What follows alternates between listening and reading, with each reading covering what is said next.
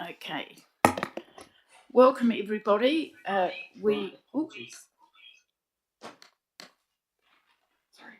okay. We're all set now. Cool.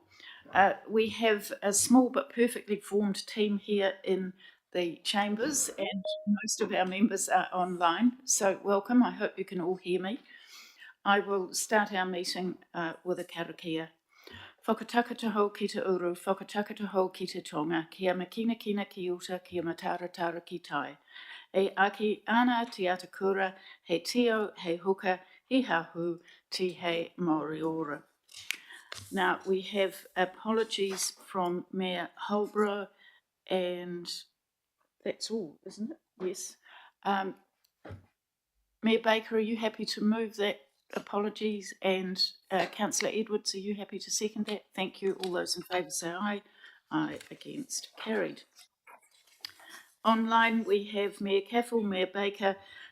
Councillor Ponta is en route to Otaki and should be joining us shortly. We have Councillor Edwards, and I'm not sure if Councillor Woodcock is there yet. Darren, welcome. No Councillor Woodcock, but he could be along anytime soon. Do we have any conflict of interest declarations? And no public participation. So confirmation of confirmation of minutes of the transport meeting on 24 June. Do I have a mover and a seconder, please? Yes, I'm having trouble with my camera.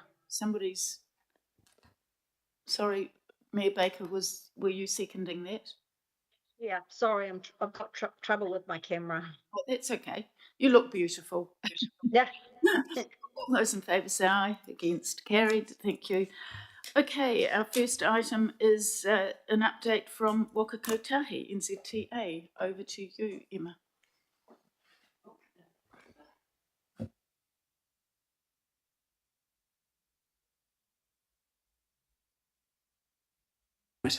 There are a couple of extra slides in this presentation from what was sent through, but I will highlight those as we get through those. And I will start with our national updates and then move through the regional updates. So for our road controlling authorities, we are moving into our transition to the New Zealand Guide to Temporary Traffic Management, and this is a shift to a risk-based approach. And the government has asked that we accelerate our move to this approach. So we are moving all of our contracts so that they have now transitioned this month, and we are asking all RCAs to now put in place their plans to move to the New Zealand Guide and also to publish their Forward Works program. So these requirements are that all RCAs must submit a plan by 20 December of this year and build that into their contracts by 1 July 2026, and then into existing contracts no later than 1 July 2027.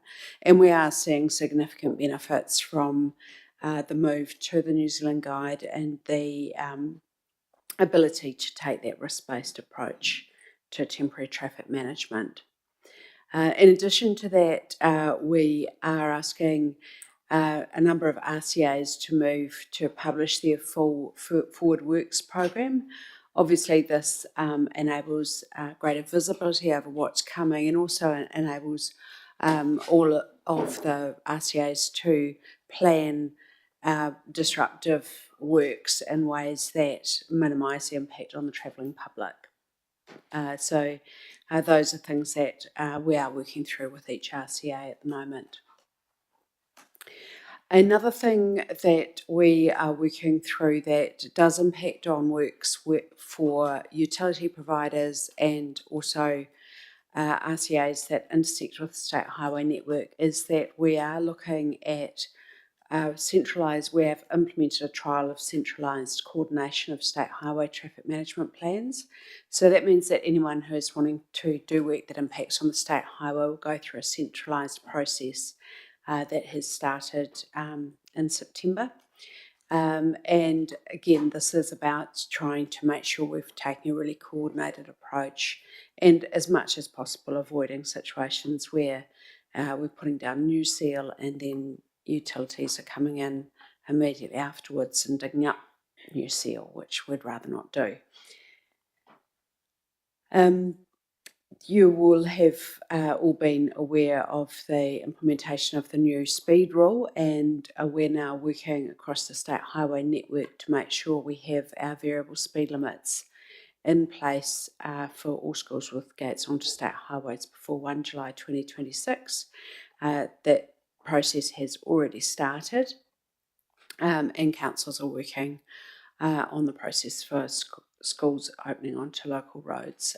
So we have a process underway that ensures that we have any physical works done and the signs installed on time. In the Wellington region, we have 6 state highway schools, or schools on state highways, and we're working through that process, and we are on track for completion by 1 July. This is a new slide. So the Community Road Safety Fund, we had paused applications this year while we went through a process of reviewing the fund and how it operates. We're now able to open it to new applications on the 14th of October. And this is to support community groups that want to develop and deliver community road safety initiatives. And those applications will close on the 2nd of December. And you can search for more information on our website. And this is it's a really great way for communities to work together on initiatives, and often that's around community schools or other areas that they want to see the messaging for road safety that will impact on their communities delivered locally. Coming to our regional update, there is a lot happening in the region. So starting with our large projects, Te Ara Tupua is on track for completion the first half of next year, and anyone driving past will see that seawalls that have been being installed are largely complete now. We've moved the main site office, and landscaping is underway at Hoana Reserve at the northern end, and the bridge at the southern end is now getting the 2 ramps up on the site, and then we'll work with KiwiRail over the close of line to install the final section that goes over the railway line. There will be quite a bit of work as we get closer to opening to inform the community about how to access the pathway, and encouraging people to get out and enjoy it, but also to be considerate of other users, because we anticipate quite a lot of people using it.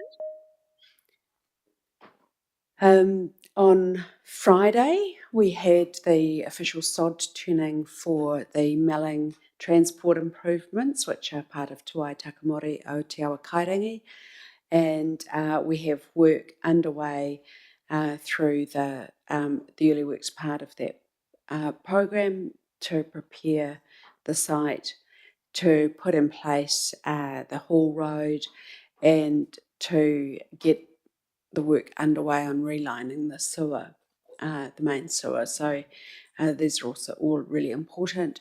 Then on the 24th of December, the Melling train station will close, and then we'll be moving into that area as well for works through summer. And we work very closely with Greater Wellington and Metlink on how that will go, and the alternative public transport options for the public.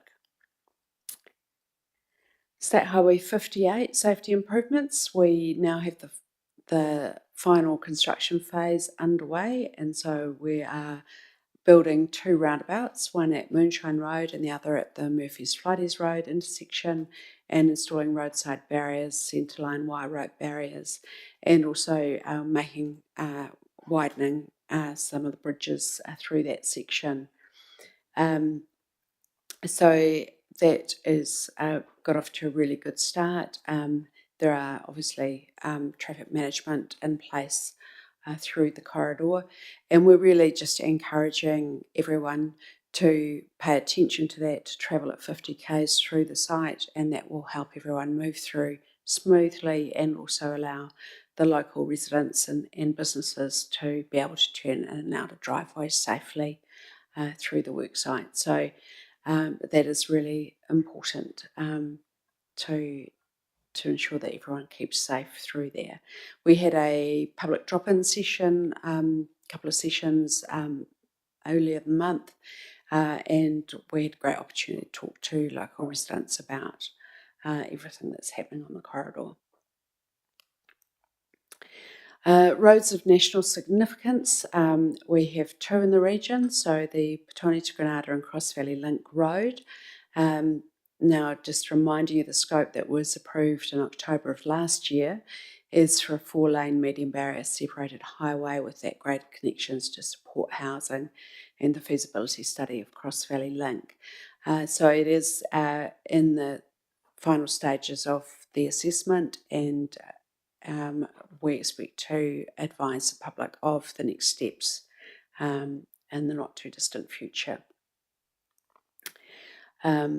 The other road of national significance is the State Highway 1 Wellington Improvements Project. Again, just reminding you the scope of that is to provide second Mount Victoria and Terrace tunnels, an upgrade of the Basin Reserve with grade separation between State Highway 1 and local roads, and supporting improvements on the remaining State Highway 1 corridor. And again, we expect to be in a position to provide further information on that in the not too distant future.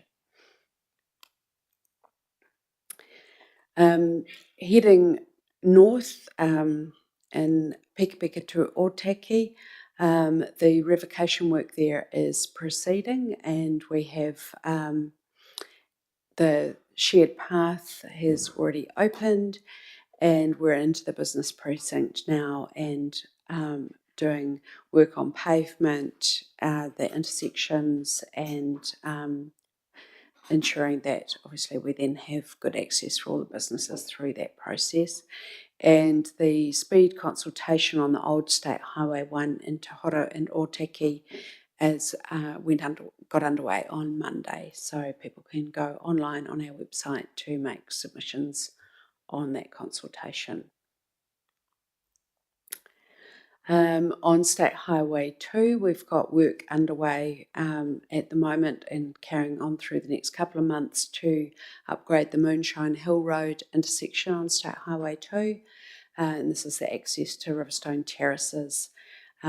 You'll be familiar that we have had a number of serious crashes at the site, and so the team is working to install traffic signals on the northbound lane that will enable traffic moving in and out of that road to safely turn on those right turn moves.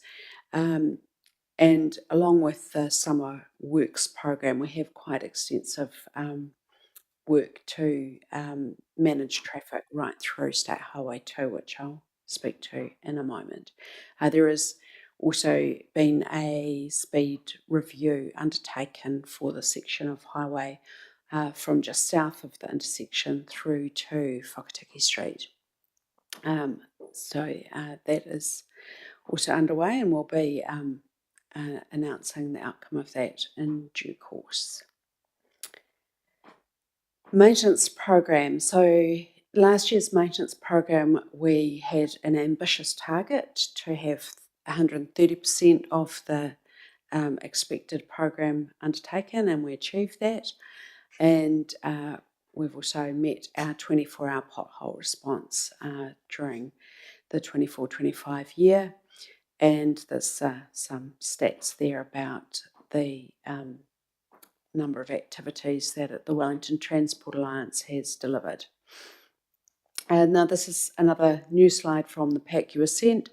So this slide sets out all of the work sites that will be worked on over this summer season, and those works are already underway, so we're off to an early start. For those of you in the Wairarapa, those road rebuild sites that are numbers 2, 3 and 4 on the slide will be scheduled for late in the season, so not till somewhere between March and May.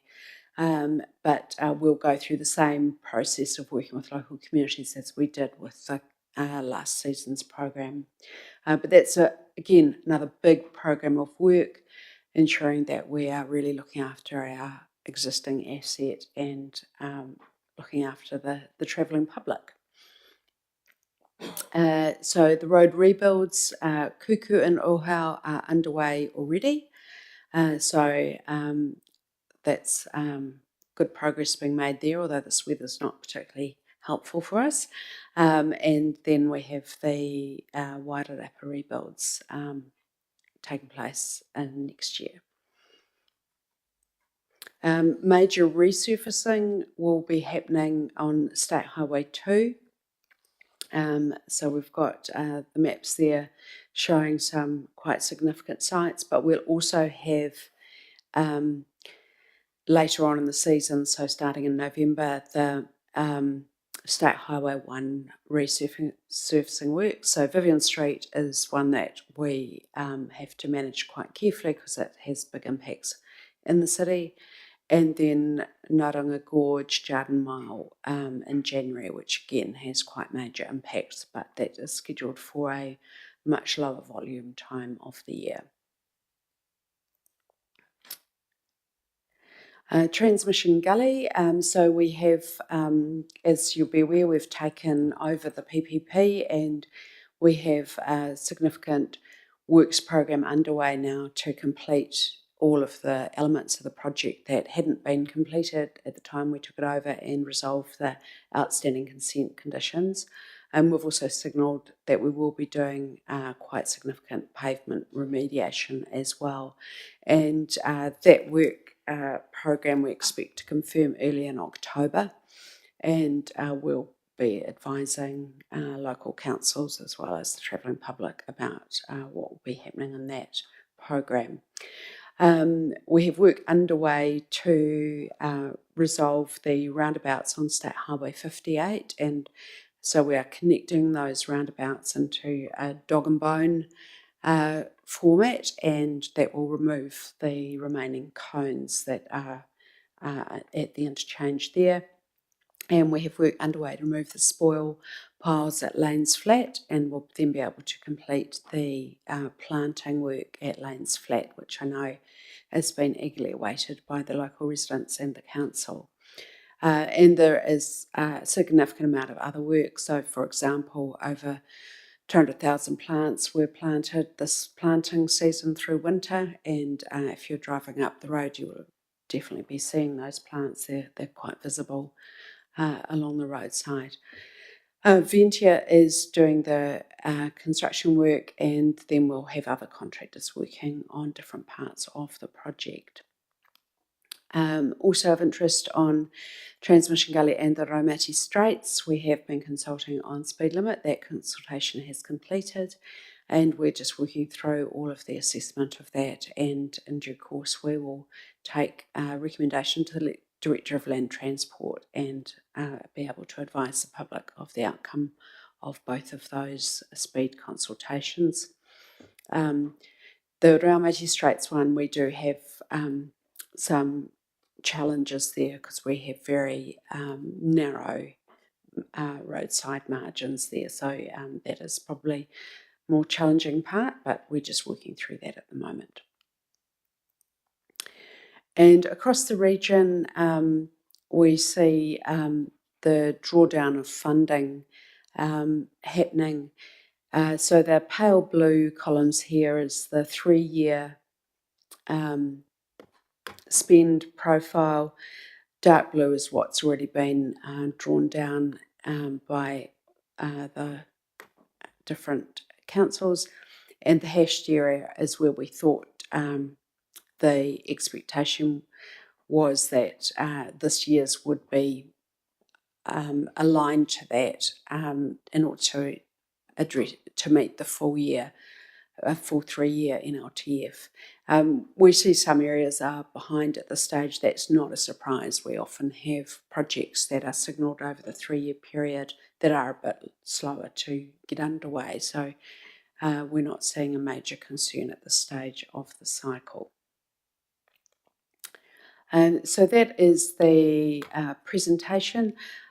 Just before questions, I would just like to acknowledge the work that all of the members of the RTC and your councils and your officers have done over the current triennium, and it's an incredibly important partnership that we have with you on both the public transport and the roads, the footpaths, the cycleways, and all other parts of the transport system. So really appreciate the work, and I know some of members around the table are standing down from their roles, and others are looking to continue, but wish you all the best in whichever option is part of your future. And we've got some So there's a high ebb just on the left-hand side of the road. Yeah. Just drive slowly and drive past. You should be fine. Anita. Mayor Baker, you have your hand up. Thank you, Emma. Just very quickly about the TG intersection at Partonbury. I'm getting feedback on my computer, sorry. Have you done anything on the impact of those roundabouts opening? It's quite wary that people will go up the wrong way. And so the permanent change will actually create a permanent barrier between the roundabouts, so that it won't be possible for people to go around those roundabouts and go the wrong way on the on and off ramps. Thank you. Okay, we have Councillor Edwards and then Councillor Pennant.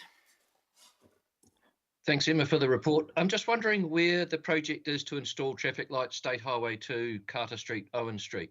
I've lost track of that completely. Where is that up to? We don't currently have funding for that in the current NLTF. Oh, okay. Thank you. And Councillor Pennant. Thanks. Is that okay? Oh, cool. Thanks for the update, Emma, and thank you for all your work over the last 3 years. It is a difficult job with the amount of problems, challenges, and money that you've got to spend. So thank you. So you're not going to be surprised by my questions. What are you actually doing around monitoring transport emissions? Or is the ministry doing that and then you're just having a look at that work? I don't have any information on that, so I'm sorry I can't comment on that. So if you are on this committee next triennium, do you think that would be possible to bring that as part of the report? I know we've got the regional ones, but the national level as well. I'm not sure that we monitor emissions, but I can look into that for you. Yeah, I just think we get a lot of stuff around building things, but actually the outcomes should be looked at as well. Yeah, at a regional level, but I would just like to see what the agency is doing too, because there's a consequence.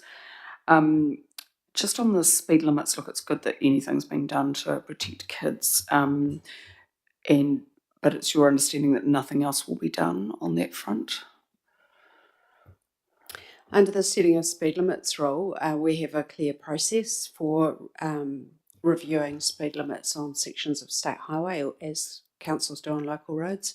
And if communities have a view that speed limits need to be changed, then we can consider that and make decisions about whether that is included in our work program for the future. So I presume the ones that Wellington City had to reverse could be put back on the table again.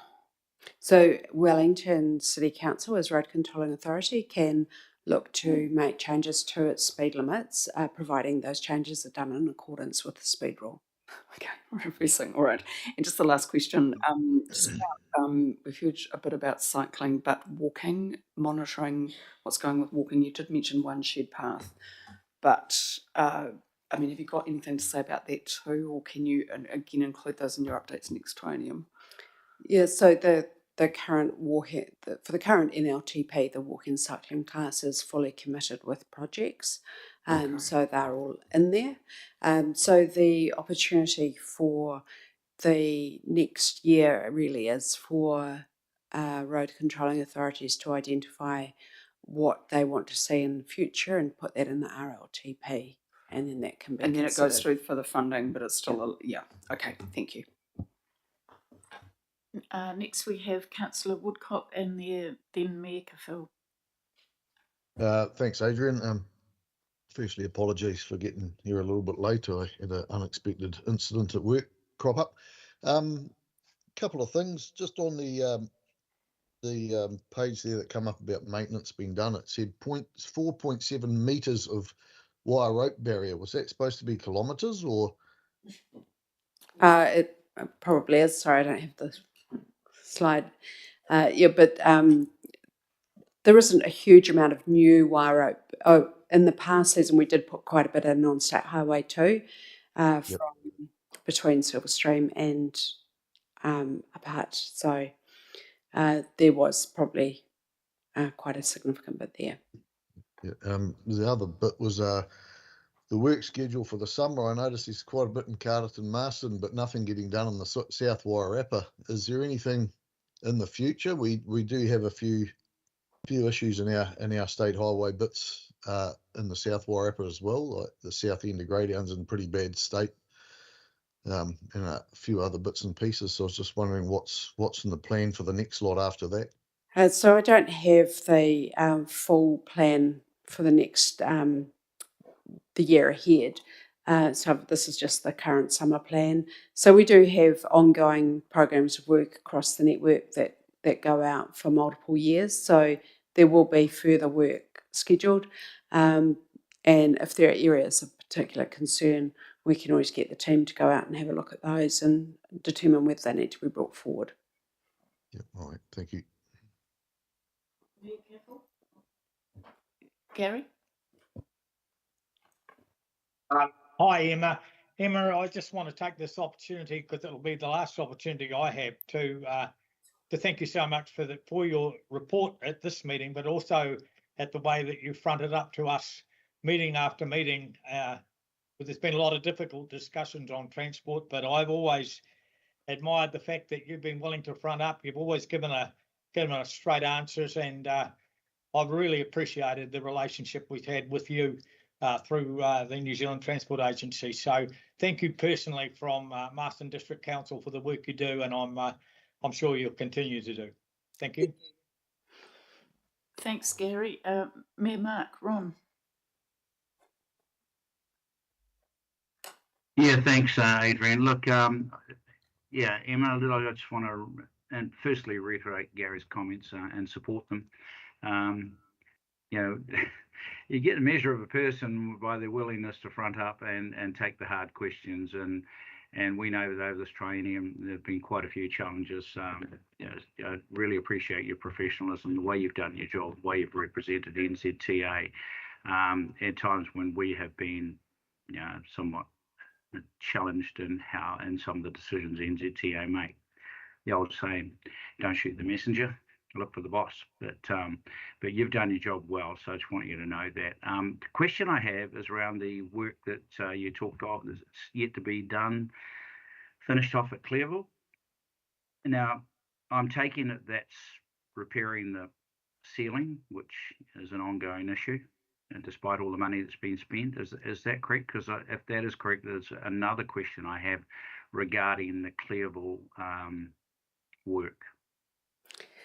I'm not right across exactly the limits of the the work program for April, May, because I haven't got those details across my desk at the moment.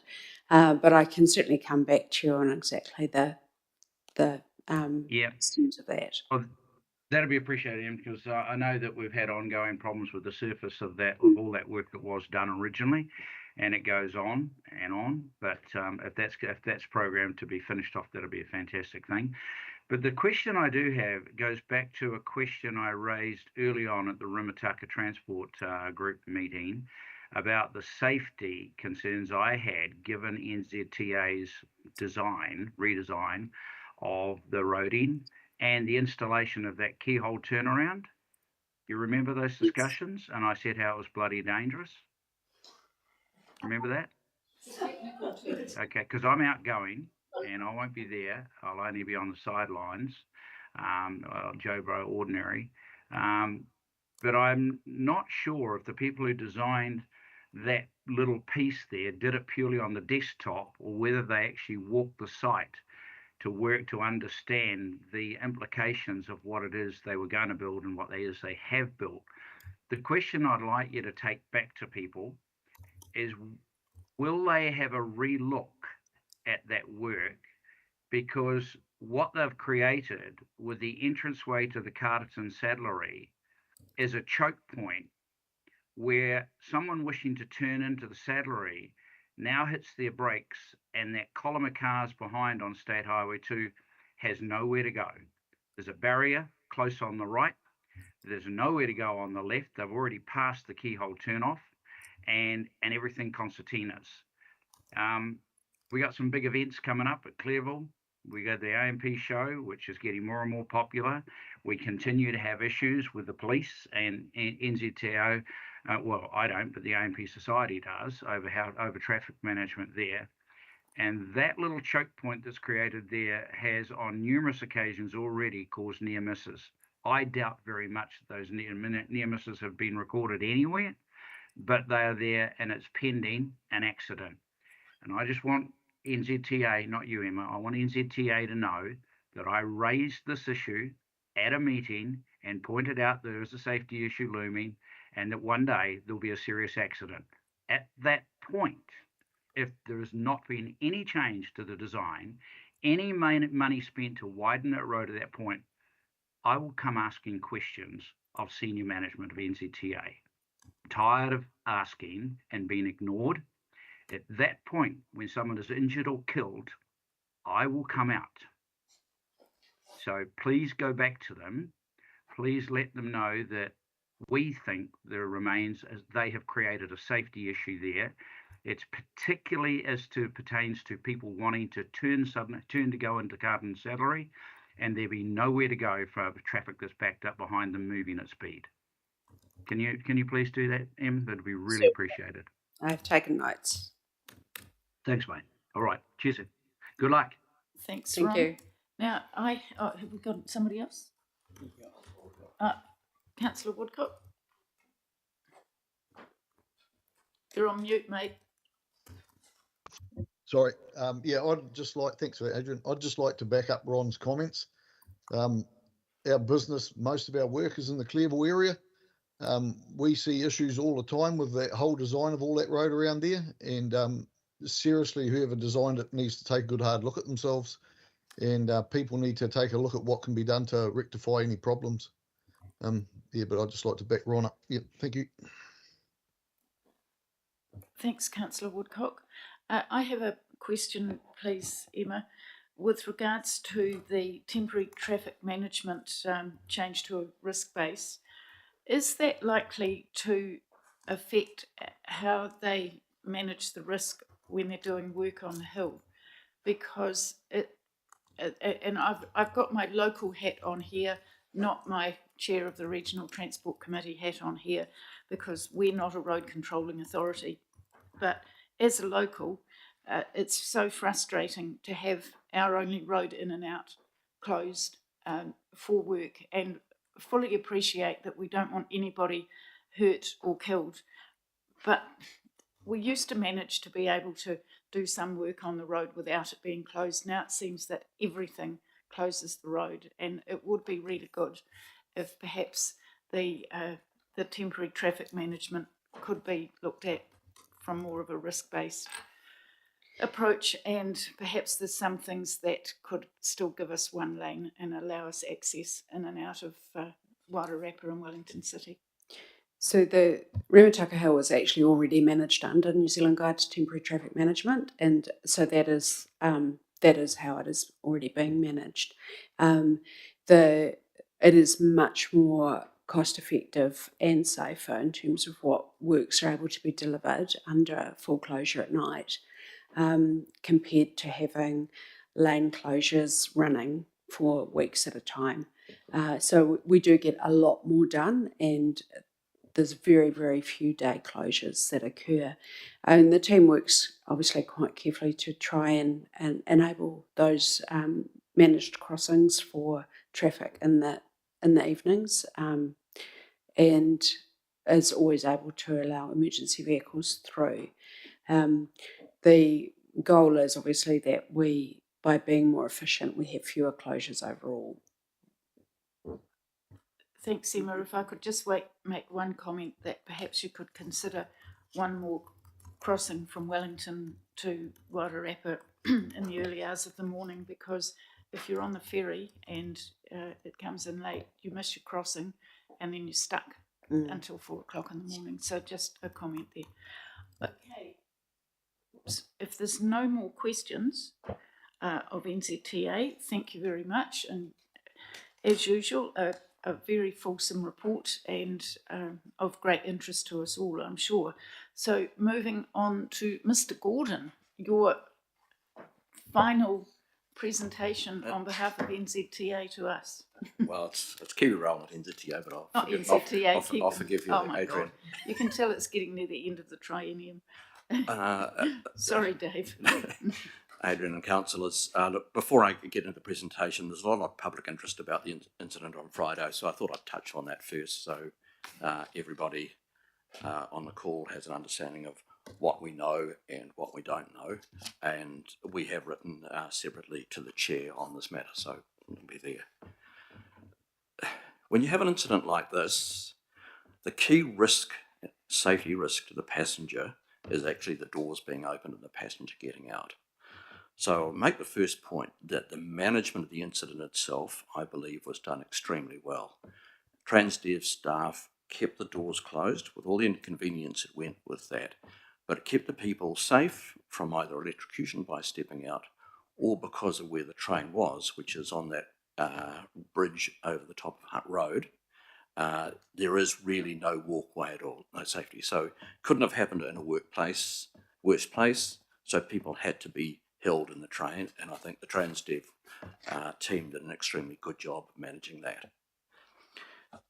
In terms of the train rescue, we made a locomotive available and did the tow, etc. So we are going to do a full review, which I'll come to, but I think overall the response to the incident was about as good as you can reasonably hope, given where it was and the items there. So now you come to root cause and say, what happened? I think the first point I'd make is this is not a case of overdue renewals or rundown infrastructure. This is a relatively new, about 10-year-old piece of infrastructure. Its inspections were up to date. The most recent one was carried out in the first week of September, and the most recent we had to do an annual absolute forensic inspection was done in January. All assets were in code.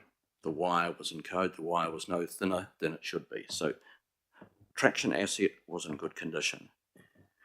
So you say, well, what caused this? Well, there's normally two events that cause a wire to fall. One is it falls off the insulator that holds it to the pole, or the pantograph on the train sometimes malfunctions and drags the wire down. At the moment, the wire break was actually in the middle of the run, not broken in terms of a connection to the pole. The wire actually melted with the heat and it broke midsection, and that's actually an unusual fault. We don't know yet what the cause of that was. As I say, there's really only two causes that can be that. It's a fault within the train or a fault within the wire itself. What we're doing at the present moment, we have the pantograph. Rotem have made that available to us, and we're doing an inspection of that, which may yield some forensic evidence. We have requested all the camera footage from Transdev. So the train that went before, in other words, was it the train before that created the problem, or that it was a result of that? The actual train itself and the train that went past more or less the same time in the other direction. So we will have camera view. The objective, ideally, is to see something like an arc somewhere on the line, and then you'll have an idea of what might be the cause. The other forensic piece of work we are doing is we are reviewing all the control room and SCADA logs, so we have to the millisecond when we had the spike and were there any spikes beforehand. That's an exercise underway at the present moment. I meet with Transdev management later on today. We're both committed that this is going to be an absolute open book, both in terms of the why, the how, and the remedy. But I can't tell you why, but I do know there are things that you would normally expect that could have caused this that don't appear to be the case in this exercise. So that's as much as I can say on it. Thanks, Dave. Does anybody have any questions about that before we move on to the regular part of Kiwi Rail's report? No? Okay, thanks. Cool. So the slides, again, are slightly out of date because the first one, we are still waiting the variation. We now have the variation, so the paperwork, etc., is through, so we are in full production mode. We had actually anticipated it coming through and had done whatever work we could waiting for it, but it's always a challenge when you have to be 2 months into the year before you can actually spend the money which is there. So we had a delayed start last year, and we got through 93% of the program. So this time last year, we hadn't received the money for 2020 for FY25, but we got through 93%. We'll talk through that. The next dot point about the split not being confirmed by the ministers, yes, it is now confirmed and aligned to our request, and we had, as I said, been going ahead with procurement and confidence that it would be. And obviously, you've got the new trains. And the point I'll make, the last one, is the stability of the Ulster-Mykonos product, which is causing concern for us. I raised it at an earlier meeting of council. This is a very mature product. It's in place around the world, and it's mission critical. And for reasons that neither Alstom, who are the primary owner of the software and are responsible for its stability at the present moment, have not been able to determine why it still sits somewhat unstably on our network. Now, we haven't had a failure since 9 September. It does, but we literally have people poised over keyboards if it does swap over. It just should look after itself, and it still is not doing so. We had another patch installed on last week, the weekend gone, the weekend before that, and which potentially has solved it, but we've heard that before, and we don't know. There is just a bug in there somewhere that they seem unable to find. This has been escalated back to their head office. It is being worked on actually in Italy. The team out that has been given back to the original source code writers to sort out. It is a problem, and we're not prepared to accept it being there. I think we'll take that as read in terms of the overdue renewals. You can see what we've done. A lot of work achieved over that period. A lot of those some of that work resolved TSRs, particularly speed restrictions. Some of it gave rise to TSRs while it settled down. But overall, I think I'm very satisfied with the work that was being done. And some pictures just to check through that. None of it's particularly glamorous work. It's basically just heavy maintenance, but it got delivered. This is what we are looking at. So for the year we're in, we have $39.3 million from the Crown to spend on renewals, and we're confident we will be able to spend that and spend it cost effectively. Next year, with 54.9, that's quite a lump sum. We are going to be working through with Transdev and Metlink on that to ensure that we communicate to customers nice and early as to what the level of intervention is, what is the mitigation of that in terms of trains running, when can we do that, with an overall goal, and which has been worked absolutely, of reducing the amount of work done during operating hours and moving more to night, with all the issues that go to that. So it is a big spend, but to have 2 years of funding is actually, for us in the metro area, better than we've been for a long time. So it's a difficult way to run a piece of infrastructure. So what have we got? As you can see, there's substantial amounts of the relay and re-rail. You actually add those two together, so that's 31 kilometres of track being worked on. The re-sleeper would be underneath that. 20 turnouts. We've got the bridge pier of course replacement. We've got Ava Bridge, which Hutt City follow on with. Tunnel 1 and 2. That's just a cable replacement. Various seawall works, 12 slopes, working on platform designs, and substation repairs. So again, particularly unglamorous work, but essential work. What this starts to show is the improvement that the asset that the network has as a result of the investment. You'd never expect it to be all bright green. You would expect it to be a mix of bright green, light green, and average condition. Basically, the unknowns that are shown up there will be known by the time we get to the end of the period, but we just won't know what condition those will actually be. We know most of the details, there's just some things missing. But basically you can see a chipping away of the red and an expansion of the green, which all goes to the reliability of the service that Transdev are able to offer and Metlink are able to market. A similar graph through that area. But you can see with some of the catch-up renewals and the long tail, if formation, it's great that it gets better, but there's still a lot of red work to do over a number of years. And ditto with items like culverts. We expect it's going to get in a worse condition before it gets better. It just goes to the amount of money you have to spend on those types of items. All of that is being programmed out with GW and the thing through there.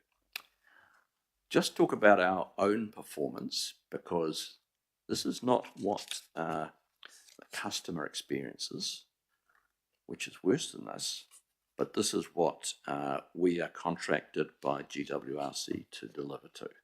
So we're contracted to have our reliability above 96%. So we're contracted to be 97%, and we've stayed more or less around that area. Ditto in terms of punctuality, we're contracted to be higher, so we are performing in a satisfactory way with those. I think that we've got the TSRs a lot better under control over the last couple of years with the funding. What's happening out there, though, is we're still having these unpredictable failures, which significantly undermines confidence in the product being offered. There was a very fair article in Stuff last week which said, waiting for failure. That's better. So that's how we are delivering in terms of reliability at 99.6. So yeah, we're above the KPI that we're funded for, but they're still having their events. Just a little bit of talk about what we have to do for the new regional trains. We've got 182 million coming directly to us from the Crown. We've got to do work at Maymourn, create another passing loop, build some of the stabling facilities at Palmerston North and Masterton, some of the battery charging infrastructure, We've got to do 2 crossing loop upgrades on the North Island main trunk and platforms. I just have a note there, the unresolved is the scope and cost of works for level crossings. Those councillors and chairs and mayors from Wairarapa will know the issues that dealing with level crossings creates. We've got a similar issue going to face us in the Horizons area in terms of what is closed, what is fixed, and the scale of work is very dependent on NZTA, the regulator's interpretation of the risk profile.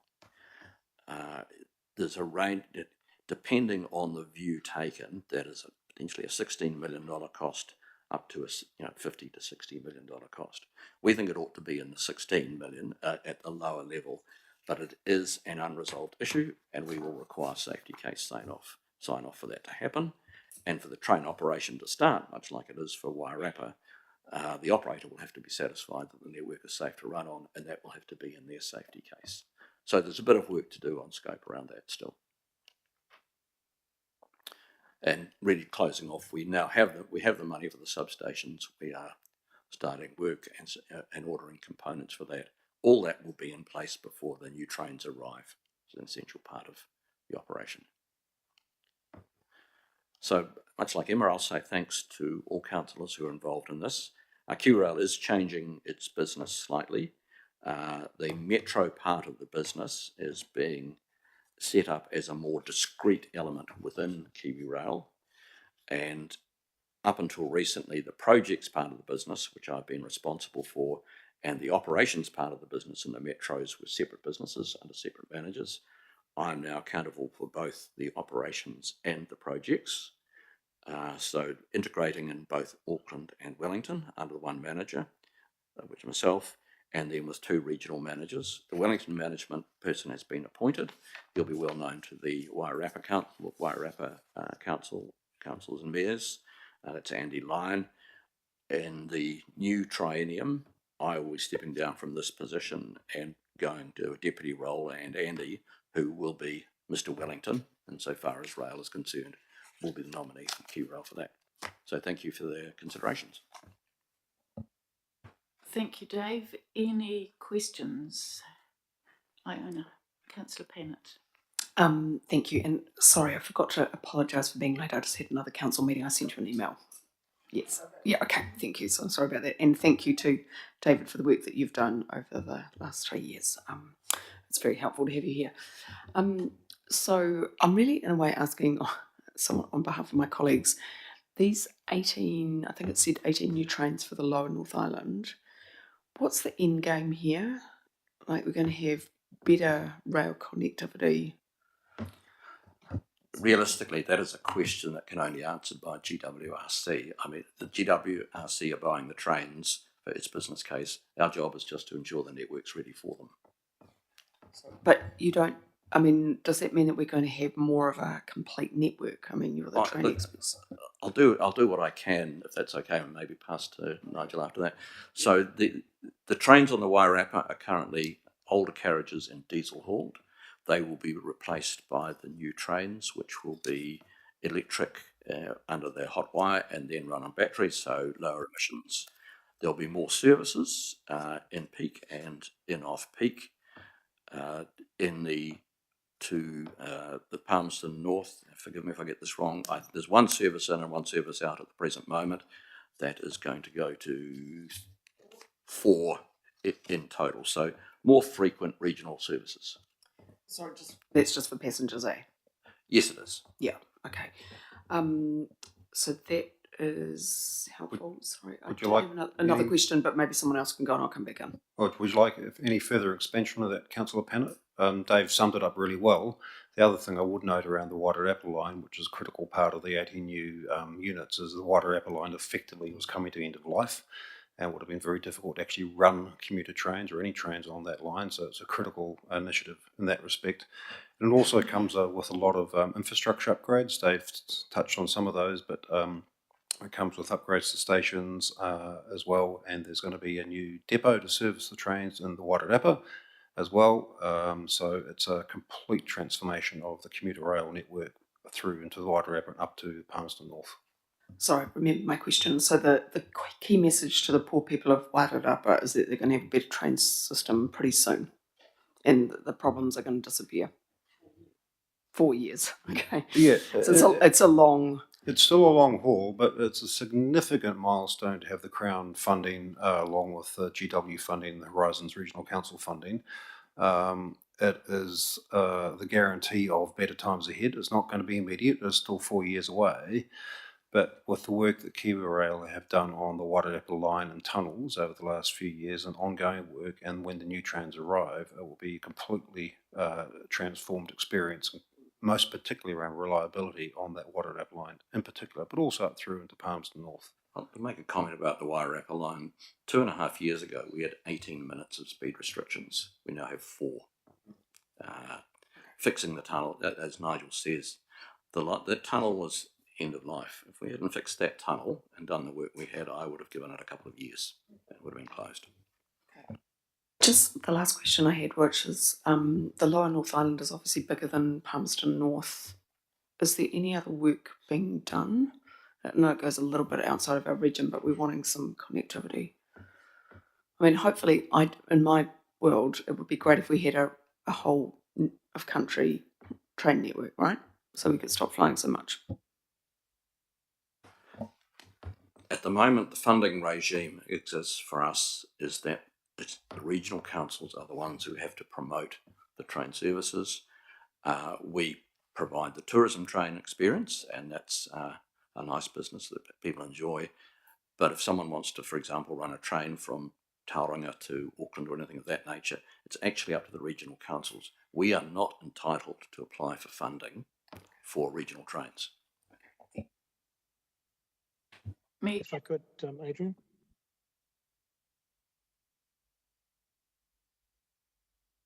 Gary, are you with us? Thanks, Adrian.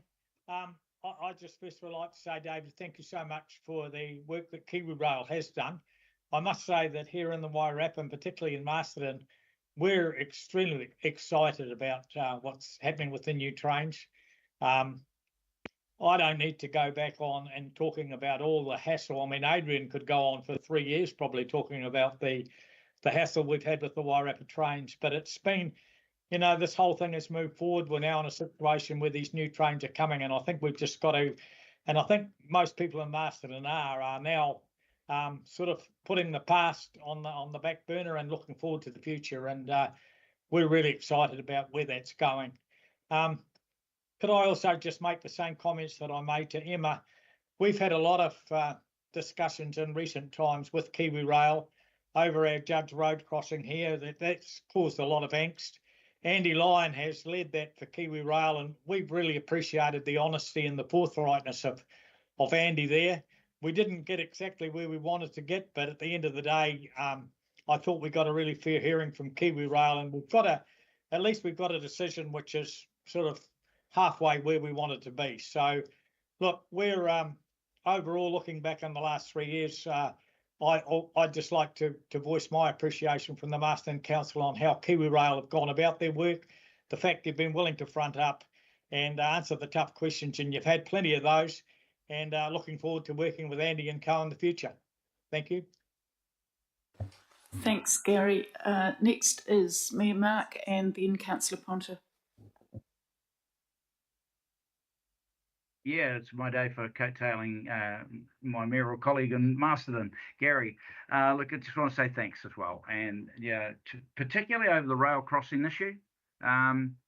We got off to a bad start there with the consultation, the way it was opened up and the original proposals. And part of that, I think, it was the problem internally in NZTA, where one side of the House wasn't talking to the other side as pertained to the implications of the crossing closures that KiwiRail was proposing, and that wasn't necessarily a KiwiRail issue. It was an issue of NZTA roading not talking to the rail side of NZTA and understanding the implications of it. But after that rather raucous public meeting, you had a new team come on board. Andy took control, and I think the comms officer, is that Rose? I'm not sure if I have the name right, Gary. But since then, the way in which we've worked through those rail crossing issues has been great. The outcomes been good, and I just want to compliment Kiwi Rail for that. It's astonishing how well local authorities and Kiwi Rail can work when it's coordinated at the start. And if there's a lesson to be learned out of that, I hope that might be it. But just want to say well done, reiterate what Gary said and Adrian as well. It's been tough for people, and it will be tough for a little bit longer, but those graphs show an improving picture, which is what you want. And of course, key and fundamental to everything has been the Crown fronting up with the money. I won't go into that because it's been announced on numerous occasions, but the issue is that the upside is that we're making progress forward. I can say I know that having done extensive travel over the last month in Europe and utilised train services and overnight sleepers and electric trains, from Sweden through Poland, Ukraine, it's astonishing what can be done with rail and particularly with electrification. But that's another story for another day. At the moment, I just think we should celebrate that. I think one final thing. There's such good news in that PowerPoint, for the future looking forward. And there's such good news around the progress. Just hoping your comms team is really going to sort of look at how you can sell the message of what you're achieving and what you're doing and where it's all heading, because I think that's really important right now for commuters, just so they know where things are going. And like I said, happy to make events here available. Should Kiwi Rail want to do a public meeting and give the wider community public an update on where things are going, if you have a mind to do that, but give us a call if you do. Okay, thank you. Thanks, Ron.